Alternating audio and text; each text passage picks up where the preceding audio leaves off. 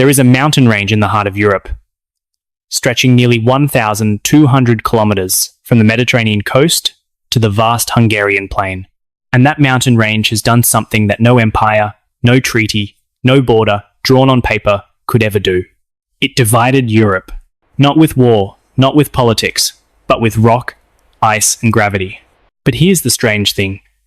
The 8 nations that live around these Alps don't just survive in spite of them. They thrive because of them.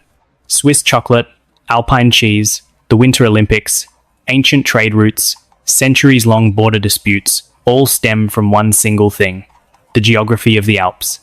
So how can a mountain range be both a barrier and a bridge? A dividing wall and a cultural foundation? This is not a simple question. And the answer will make us look at the map of Europe in a completely different way. Let's start where it all begins. If we look at a map of Italy, the northwestern Ligurian coast seems like any other Mediterranean shore. Palm trees, cliffs, fishing villages, sunshine. But just behind those last coastal hills, the land begins to rise abruptly, violently, and astonishingly. This is where the Alps begin, almost right at the water's edge. And from that seemingly modest starting point, the range will rise, widen, and curve eastward, forming a crescent-shaped arc that embraces Italy's Po Valley to the south, before stretching through France, Switzerland, Liechtenstein, Austria, Germany, Slovenia, and reaching the Hungarian plain in the east. But the Alps are more than just a wall of rock. They are the drainage system for all of Central Europe. From the peak of Monviso in the southwest, the Po River begins its journey eastward, collecting meltwater from almost the entire southern slope of the Alps before emptying into the Adriatic Sea. The Rhone River flows west into France and the Mediterranean. The Rhine flows north to the North Sea. The Danube flows east to the Black Sea. 4 directions, 4 seas, 4 civilizations. And they all begin from the same mountain range. This is not a coincidence. And it's not just pure geography. Because where there is water, there are people. Where there are people, there is power. And where there is power, there is conflict. But before we get to those conflicts, let's look at what the Alps do better than any other mountain range on Earth. Create beauty so undeniable that no one dares to argue. Along the French-Italian border, a double line of national parks was created to protect the fragile, high-altitude ecosystems, from the pine forests in the valleys to the lichens clinging to the highest rocky peaks. But right next to those protected areas, France operates some of the largest ski resorts on Earth. Les Trois Vallées, La Plagne, Tignes. These names are not just places. They are symbols of a deeper conflict that France, and by extension all of Europe, is facing. How to preserve nature while also exploiting it. That's a question we'll return to. But first, there is a specific mountain we need to talk about. Before 1860, the Barre des Écrins, at 4,101 meters, was the highest peak in France. But then France annexed the region of Savoie, and with it, the Mont Blanc Massif. And Mont Blanc changed everything. Not just because it's taller, not just because it's more beautiful, but because it became the center of one of the strangest border disputes in modern European history. France claims complete ownership of the summit of Mont Blanc, arguing that they have built the infrastructure, run the rescue services, and control access to the peak. The French side also has a stronger geographical argument. The village of Chamonix lies on the western slope of the Mont Blanc Massif, and from here, mountaineers have conquered the highest peak in Central Europe for over 2 centuries. Chamonix is so intertwined with the history of mountain sports that it was chosen to host the world's first Winter Olympics in 1924. But Italy disagrees with how France draws that border. Italy argues that the border should follow the main watershed, the line that divides the water flowing down either side of the mountain. And if that principle were followed, the highest point of the Mont Blanc Massif would be a shared summit, divided between the 2 nations, just as most other major peaks along the Alps are defined. 1 mountain, 2 nations, 2 ways of looking at the same geographical reality. And after more than 150 years, this dispute remains unresolved. But here's what's truly worth considering. While France and Italy argue about the border on the mountaintop down in the valley, the people of both nations are sharing ski slopes, hotels, restaurants, and breathtaking viewpoints. Geography creates disputes at the highest levels of power, but it also creates cooperation in the deepest layers of daily life. This isn't a unique case. And as we move eastward along the French and Swiss borders with Italy, the paradoxes become even stranger. Take a look at the Matterhorn. Its perfect pyramid shape has become an icon not just of the Alps, but of the entire concept of mountains in the human mind. People call it the mountain of mountains.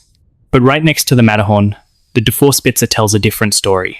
This peak is named after general and cartographer Guillaume-Henri Dufour, who spent 2 decades mapping all of Switzerland using the triangulation method. The result was a 25-sheet map set that, for the first time in history, depicted every peak, every glacier, and every valley in Switzerland with astonishing accuracy. That might sound ordinary, just a scientific achievement, but it was actually much more important. Because as Dufour was measuring every mountain, every stream, every tiny village at dizzying altitudes, he was doing something that geography often does better than any political speech. He was turning a collection of mountain regions that spoke 4 different languages into a unified nation in people's minds. The Dufour map wasn't just a navigational tool, it was a nation-building tool. And this is where we need to pause for a moment and ask the question, why does Switzerland exist? Not as a legal question, but as a real geographical and historical question. This is a country with no sea, no significant mineral resources, no favourable location for large-scale agriculture, 4 official languages, and situated between the most powerful empires in European history. And yet, Switzerland not only survived, but it has become one of the wealthiest and most stable countries in the world. The answer, as usual, lies in geography. The Alps create natural barriers that protect Switzerland from the invasions of surrounding empires. But at the same time, the fertile mountain valleys, high-altitude meadows, and unique climate created the conditions for a unique economy to develop, raising dairy cows on the high slopes, producing cheese and chocolate, and more importantly, becoming a commercial intermediary for everyone who wanted to cross the Alps. But to understand why this intermediary position was so important, we need to look at one of the greatest engineering feats in the history of European transport. Throughout the Middle Ages, and right up until the 19th century, crossing the Alps by road was a dangerous and costly adventure. Merchant caravans had to wait for summer for the mountain passes to become passable. Armies had to choose their timing and routes carefully. The Brenner Pass, located on the border of Austria and Italy, was one of the few routes gentle enough to allow for large-scale traffic. The ancient Romans used it to move their armies and goods into Central Europe from the Italian peninsula. And today, nearly 1/3 of all road transport traffic across the Alps still passes through this narrow corridor. 1/3 of all commercial goods crossing the Alps through a single pass. That is true geographical power. But then things get more complex as we continue eastward into the Eastern Alps. Here, the peaks are no longer as majestic as in the Western Alps. While the Western Alps have as many as 81 peaks exceeding 4,000 meters, the Eastern Alps have only a single peak that reaches that threshold, Piz Bernina, near the resort of St. Moritz. But what's more interesting isn't the height. It's what lies beneath and inside these mountains. Imagine a cave system that stretches for 42 kilometers inside a limestone massif. The temperature inside is near freezing year-round, and water seeping through the dissolved limestone freezes almost instantly upon contact with the cold air currents, creating enormous ice columns that stand like towers in the darkness. This is the largest ice cave in the world, located inside the Dachstein Massif in Austria, and it exists for a very specific geographical reason. Cracks from when geological tectonic forces lifted the Alps created holes in the limestone, and a natural ventilation system, through various cave entrances, creates a continuous chimney effect, pushing cold air inside and keeping the temperature at freezing, even in summer. Nature has designed a giant refrigerator, and humans, of course, knew how to take advantage of it. Before electric refrigerators, ice from the Alpine glaciers was cut out and exported across Europe to preserve food. But now, the story is reversing. In the last 100 years, the Bernese Alps region has lost about half of its ice and snow volume. The glaciers today are thinning at a rate of about 70 centimeters per year. This number isn't just a climate statistic. It's a sign of a slow but irreversible crisis for the entire water system of Central Europe. And here's the crucial thing we often overlook. These glaciers are not just beautiful scenery. They are Europe's largest natural freshwater reservoirs. When spring arrives, the melting ice creates a steady flow that feeds major rivers like the Rhine, Danube, Rhone, and Po rivers that tens of millions of people depend on for drinking water, irrigation, and power generation. But as these glaciers disappear, so does that natural regulatory mechanism.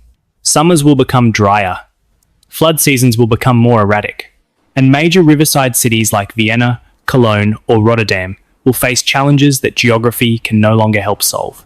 But there's something else the Alps create, something less pessimistic and far stranger than what we've just mentioned. While the world often thinks of national borders as straight lines drawn by humans, the complex terrain of the Alps has created border situations, so bizarre they make even geographers scratch their heads. On the German-Austrian border, there's a valley with a few villages that lie within Austrian territory, but the only road connecting them leads into Germany. This practically makes them isolated Austrian territories within Austria itself, at least in terms of road access. Just 40 kilometers to the north, another oddity appears. A piece of Austrian land juts out like an island, touching contiguous Austrian territory at only a single geometric point. This creates something akin to a quadrupoint, where four borders meet at a single point. In the entire history of cartography, this has only truly happened once, between Chad, Nigeria, British Cameroons, and French Cameroons in Central Africa, and it only existed for 8 months. These geographical paradoxes are not accidental. They are the inevitable result of humans trying to draw straight lines across a landscape that is anything but straight. And then, we come to the Dolomites. If the Western Alps are the stage for the highest peaks and border disputes, the Dolomites are where the Alps become beautiful in a completely different way. Sheer limestone cliffs, pale bluish-white, rise from lush green valleys like abandoned castles from some prehistoric civilization. That color is no accident. Dolomite is a carbonate sedimentary rock originating from the floor of the ancient Tethys Ocean, an ocean that vanished hundreds of millions of years ago. When tectonic forces lifted the Alps from the earth, they brought the seabed to an altitude of thousands of meters, and the unique fracture planes of this rock created vertical cliffs and sharp peaks with a unique shape found nowhere else in the Alps. But the Dolomites are not just geological beauty. They are also a story of how geography creates economy. Starting in 1974, 9 ski resorts in the Dolomites region decided to link together, building a system of lifts to connect the slopes and villages. 7 more areas joined later. Today, the Dolomiti Superski area covers a total of 1,246 kilometers of slopes, more than half of which are interconnected, and all are accessible with a single pass. It is the largest ski area on the planet, and in 2026, along with the city of Milan, Cortina d'Ampezzo in the Dolomites will host the Winter Olympics. This isn't the first time the Alpine region has hosted the Olympics.